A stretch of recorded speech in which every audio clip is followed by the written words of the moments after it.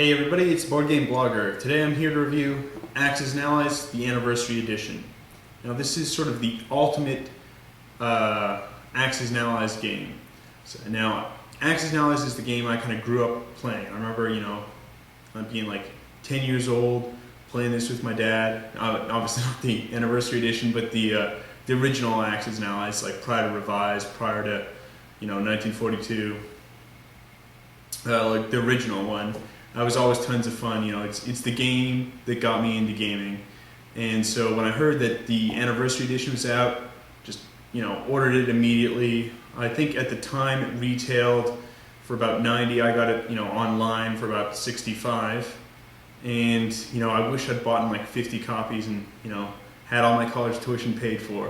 Because now, like new sealed, as I understand it, this game goes for about $500 on eBay. Used, it can easily clear $300. So very fortunate I got a copy at $60. And I'm really tempted to sell mine at around on eBay just for the money, because this is a great game and it's definitely worth $60 that I paid for it. It'd be worth the $100 that could retail for. I don't know if this game's worth $300 though, or brand new sealed for $500. There's this kind of economy, money's tight, and I'm really thinking I might end up selling the game, not because it's a bad game, but just because of the value involved. Now this version of Axis and Allies is just a great improvement on the old. They get rid of a lot of the gameplay problems that would result, just Japan storming across Russia's back door. They've thrown in a lot more Chinese provinces, a lot more Russian provinces, so that can't happen quite so quickly. That would happen in the original Axis and Allies, or even the revised versions. They've thrown in a lot of new units. They've thrown in China as sort of enacting as a semi-independent country from America. They've added in Italy. The pieces are beautiful. The board's huge compared to the original Axis and Allies board, and they've just really upgraded it. If you look here, the rulebook's fantastic. Things are well laid out. There's no sample plays. I always demand a sample play in a lot of my games.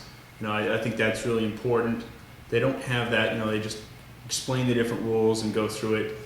I don't know how tough it would be to learn just out of this book, because I've just been playing Axis and Allies forever. That I don't really need a sample play for this game. I think it would have been helpful for those just learning the game though. But it's a good color rule book. Things are well laid out. Each country has their own sort of player aid sheet. Talks about different sort of national goals, which is a new feature in this Anniversary Edition. This is Italy's, and if they fulfill certain national goals, they can gain IPC, Industrial Production Certificate, sort of money bonuses to their economy that would allow them to build more things. I guess the nationalistic zeal takes over when you're meeting your goals. People work harder and you can produce more is the general idea. You've got your turn sequence, the order of play, the unit stats, how that works, and then two different setups. Which is really neat about this game is they've got a board set up for 1941 and a board set up for 1942. Now the default board is the 1941 setup. So if you want to do the 1942 setup, some of the country controls have changed by then, and you've got to place control markers to designate that. So the default board is this 1941, just prior to Operation Barbarossa, and it's a fantastic game. Now, usually when I do a review, I play a game at least 5 times before doing a review. Because of the time involved in this game, it's about a 10 to 12 hour game, and getting people together to play those kind of games is tough. I've actually only played this copy 4 times. I've played previous Axis and Allies several times, but this Anniversary Edition I've only played 4 times. So this is going to be different than a normal review. I don't really have enough plays to really judge it, but it's just because of the length of the game. And I can tell playing this compared to the older games, it's much more balanced, but there might be some kind of hidden strategies that make the game weak You know, some particular strategy is always the easiest to do that I just might not have discovered from the few times I've played it. So you might want to take that into consideration when viewing my review in full. But generally, this game, it's fantastic. Pieces are very well produced. There's money in the game. I know the new version, 1942, doesn't even come with money, and I think also with the Axis, Europe and Axis and Allies Pacific, understanding there's not money in those either. It is paper money. I know a lot of board gamers frown on paper money, prefer poker chip style money. So it is paper money, but I don't think it's really a problem. You're not constantly buying stuff. You get your money at the end of your turn, and then money is given at the beginning of the turn. Now I mentioned the time in this. Money is spent at the beginning of the turn to purchase your units. I mentioned the time frame on this. It can be quite a bit. If you're getting a really involved game, it can go 10 or 12 hours. I think the box might say 3 to 4, but that's just not being entirely honest, as we say. And that's a long time. It's, 10 to 12 hour play time. And so there's also some downtime, definitely. If you're not playing it as a two-player game, if you're playing it as a two-player game, there's no downtime because you're either attacking or being attacked. But if you're playing it as a 5 or even 6-player game, now that Italy's added in, there can definitely be some significant downtime. I would not recommend playing this game at 6. With Italy is just an independent power. There's not going to be enough action for that player. But if it's 5 or less, there's still a lot of action, though there is going to be some significant downtime. It's kind of like you'd want to do it as an event type of thing, and maybe have the TV on in the background, or have some other stuff around just for when people are in their downtime. They can wander around, munch on food or whatnot. So it's a game with a high time commitment. There's a lot of luck in this game. A lot of this is based on the dice rolls. Making this mad gamble to try and take Moscow, and the Panzers are sort of in the fate of the dice, and that can be fun, and it can be definitely aggravating, and so this game can definitely turn on a lot of luck. It's one of the heaviest luck-based games I own, most dependent on luck, where the game can change that drastically on a few bad die rolls.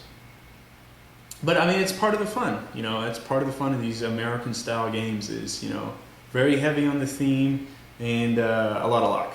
I mean, you can't win on luck alone. You got to have some strategy, and it's an excellent game. I would not recommend going and getting this game at the prices that it's going for on eBay unless you're wealthy, independently wealthy. And if you are and you can afford these prices, it's still probably not the best investment, just because I think it's overpriced. If you can find a copy cheap, however, I'd say, get this game. It's the ultimate version of Axis and Allies. Why don't we take a closer look at the board and how it's played now? Okay, so here's the board. If I zoom in, you can see that it's a separate board here. And so the board generally lays flat. Here it's just because my table is elevated. But the board is actually 3 different boards that are just completely flat. They don't bend at all, which is nice. The board's not going to warp at all. And it's just ginormous, if you can see. If we zoom in, what's really neat is even the tanks are different. So here you've got the, whoops. If you zoom in here, you can see these are the German Panzers and then the Italian tanks, and it's slightly different. Same with the artillery is different. If we look here, we've got British artillery and then German artillery. Each country, if we see, it will have the name of the country. So we've got Transjordan.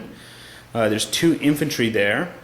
It's got the 1, which is the production value of it, and then the British symbol, saying it sort of defaults to British ownership. If, let's say, later on in the game the Japanese end up controlling it, you would put a control marker there to denote it's there now Japanese. If we move up a little bit here, you can see the Ukraine, and they have an industrial complex. Now these are important for the game because that's where units can be built. And the 4 means only 4, if it's in the Ukraine and there's an industrial complex, because the production value is 4, they can only produce and build 4 units there each turn.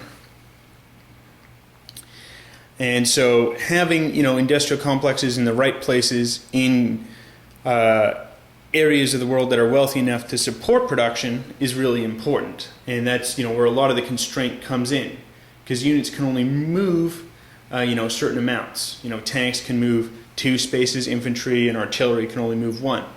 So that's, very important factor for the game.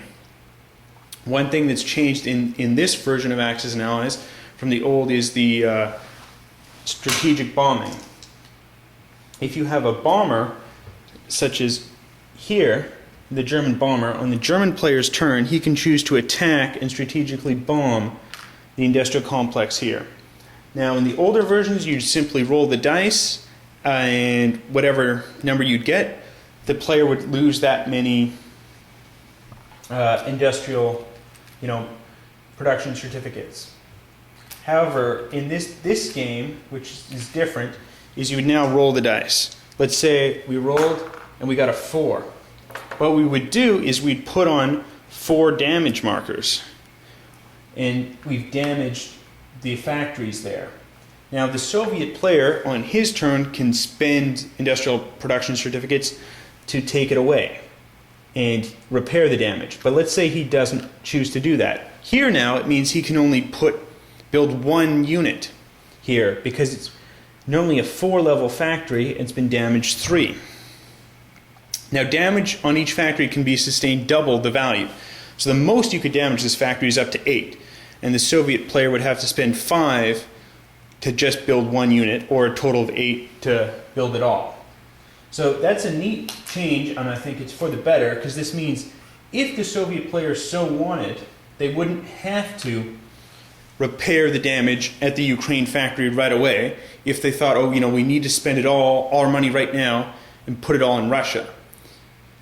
So I think it's a neat change, and also the damage will still be there when it's taken over from another country. So they might have to repair their own damage to the facility in sort of a scorched earth policy by the Russians if they chose not to repair it. So there's definitely some neat features there. Additionally, there's some change on how research is done. So if we go over to this chart here, we've got the production and research chart. So this sort of just demarks how much production each country earns. So, currently the Germans control so many countries that they get 31 production.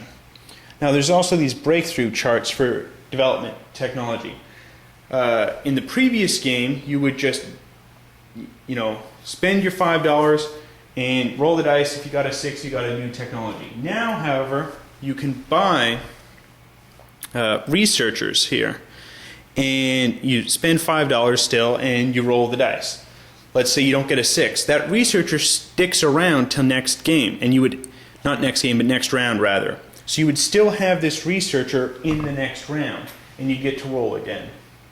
So it makes trying to venture and risk for technologies much more profitable. So sure, you might not get a technology right away, but you'll probably eventually get it. And so I think it encourages development of technologies, which is a good thing. It adds for a good variable in the game. And it's a neat system. You've got, if you can zoom in, here's the chart. So we've got the unit stats, the order of play. So as we see, the 1941 scenario is different than the 1942 scenario, and the players go in a different order. So in 1941 it's Germany, Soviet Union, Japan, the UK, Italy, and the United States. Now the way the game is won is once 15 cities are captured at the end of the entire round of play, so at the end of America's turn, if one team, either the Axis or the Allies, control all the cities, they will win. So if we zoom in here, if we can see Moscow, see it's in red, that's a valuable city. Leningrad, that's a valuable city. Warsaw in Poland, I don't think you can read the Warsaw, but you can see the red dot. And that's a valuable city. So it's sort of a change in the game on how it's won. You know, the previous games it would either be an IPC victory or Capital's victory, and that's not quite the case anymore. And so why don't I just simulate, how a turn would go. So let's say Germany starts first here. So the first phase is the research and development. And Germany starts with 31 IPC. So they could choose to spend $5. They buy a researcher. And then they have the remaining money. They can buy infantry or artillery, tanks, whatever, from that remaining money. And so here is an example of the money. It's just paper money, but it's still, I think, doable, and I think it's a good thing they included it in this game, and that they haven't in others. I think the pieces in this game are fantastic. The only problem I have with any of the pieces are, see these submarines here. And it's really easy to accidentally knock them over like that, and then try to put them back up. Some of them are a little more wobbly than others, and the submarines can get knocked over quite easily. Also, sometimes telling the difference between a destroyer and a carrier is a little tough. Now, there's a lot of rules to this game. I'm not going to go into it too much, but I will simulate, say, one combat battle. So the way it works is after you choose to do any research, you purchase your units, and then you plot all your combat movements at once. So the German player could say, I'm going to invade the Ukraine with these men, this tank. Since tanks can move 2 movement, they can go through Bulgaria, Romania, into the Ukraine. Send these guys here. Send in some of their fighters. Their bomber. And they could be making a lot of different plans at once. But I will just focus here on the Eastern Front and pretend I've done the other movements. So now we do the combat resolution. What we'll do is resolve the battles one by one. So we'll move the units here to the battle board. And what's neat about this is the different units defend and attack with different values.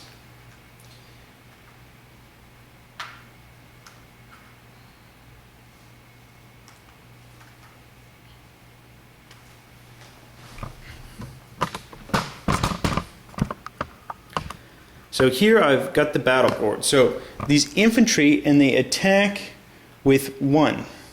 However, if they were accompanied by an artillery, then it would attack on 2 or less. And whereas infantry in defense, they've been able to dig in and have better defense. So with this 3 German infantry, I need to roll 3 dice, and it only hits on a 1 or...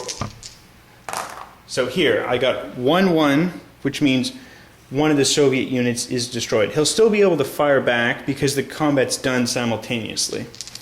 Now the German panzers will attack. They hit on a much better chance on a 3 or less on the die. I got 2 more hits, but there was only 1 more infantry unit. So that's got him. Now because combat's happening simultaneously, the 2 Soviet players' units will fire back.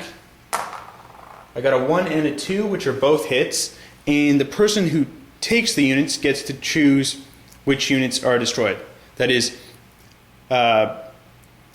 whoever suffers the casualties chooses their own losses. So the German player won't choose to lose the valuable panzers, they'll choose to lose 2 infantry units here. I got some chips, they demark extra infantry. I could have had 3 little guys, but to save room, they put in these kind of little mini, almost poker chip style chips underneath. So that would be how the battle ends up going. And we have the German player successfully, whoops, that's a problem, successfully take over the Ukraine. And the value was 2. So we move Germany up on the production chart by 2, and we move the Soviet player down by 2. And we demark that this is now German-controlled territory. After that, you then mobilize the new units, and you would place any of the new units which you'd purchased at industrial complex locations. Again, limited to however much it could produce. So Germany here is a 10 country, so I could only put a maximum of 10 units in Germany. I could have, of course, bought an industrial complex that would have been $15 and put it in a different German location. However, if I did that, I couldn't immediately place units, but I would have to wait another turn, and then in that new turn after the industrial complex has been built, be allowed to place units. And then finally I would collect my money. Then it would be on to the Soviet Union player. We would also, of course, have resolved these battles and resolved all of them at once, but I'm not going to go into that now. But that is sort of just generally how the game is played.